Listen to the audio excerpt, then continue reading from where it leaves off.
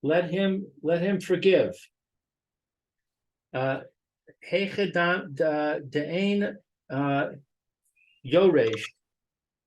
There's no other sons. Ella, who except him? The chule shalo. The chule means all of it. Right. All of it is his. So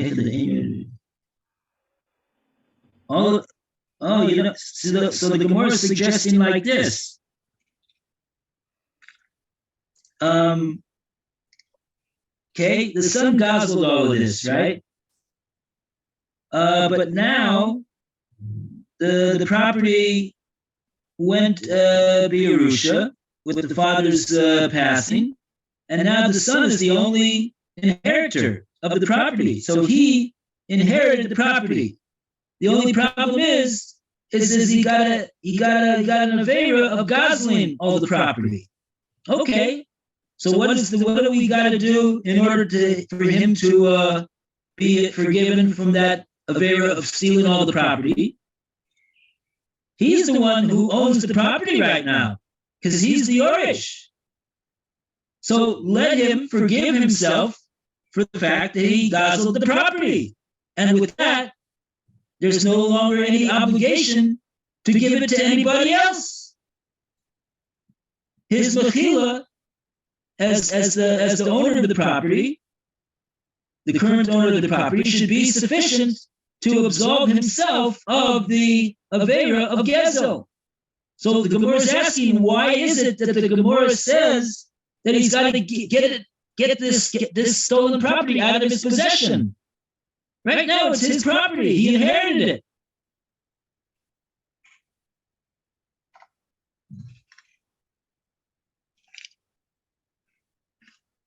Okay. Next, Rashi, Milo Tanan, Mocholo, ala Karen.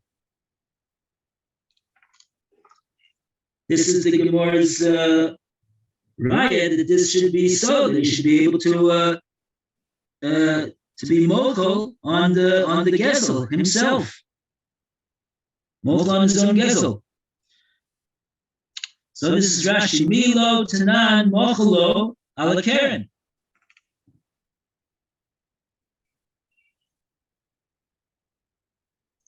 V'lo mekayma mitzvah hashava.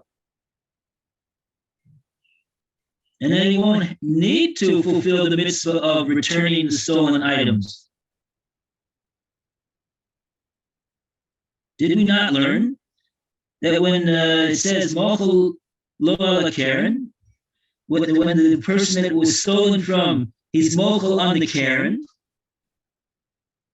even though he's not mochel on the chomesh?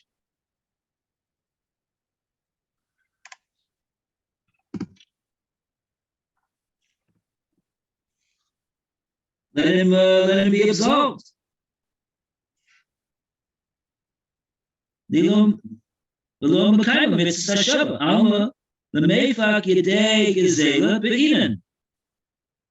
Only needs to do is to remove himself from the Gezel. And he gets out of the Gezel from the Mechila. Also over here, Kavan the Yerusha Kameh, since it comes to him in a Yerusha, Nafla, it fell to him in the Yerusha, Nafat lay Bidei Zela. It now goes out from the from being Gezel.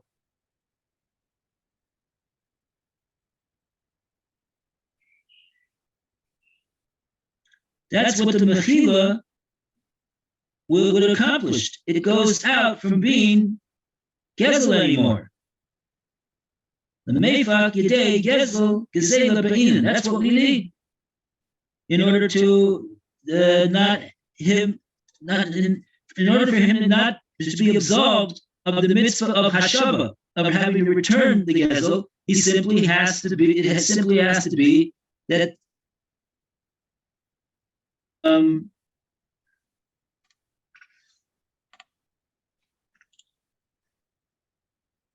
Amal lemefak yedei gezela beginan.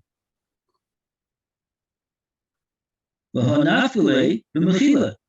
Through the mechila, it goes out from having that status of being gezel. It's no longer gezel. If so, it's no longer gezel. He doesn't have to return it. You only have to return gezel, but it's not gezel anymore. That's what we see from the previous Mishnah when the one that was stolen from in a previous case, he was mochel on the he forgave and excused the gezel. So now it's not called gezel anymore. So there's no need to return it. So too over here, the Yerusha is going to work the same way as the mechila. That's what the Gemora's point is. Hachanami came in the Yerusha kamei. Nafla, since the Yerusha has fallen before this Goslin, because he's the only inheritor over here, Nafla Klei, Bidei Gesela. It now has been cleaned of its taint of Gezel. It doesn't have this stolen property doesn't have the status of being stolen anymore. Now it's just called inherited property. And now there's no mitzvah of returning inherited property. There's only a mitzvah of returning stolen property. It's no longer stolen property. It's now inherited property. So the Gemara wants to know why it is that he has to return it. And with that, we will conclude for today. Yashikoik to Alan and to Lou. Have a great day. Okay, you too. We'll see you next week. B'ezras Hashem. Okay. Be well.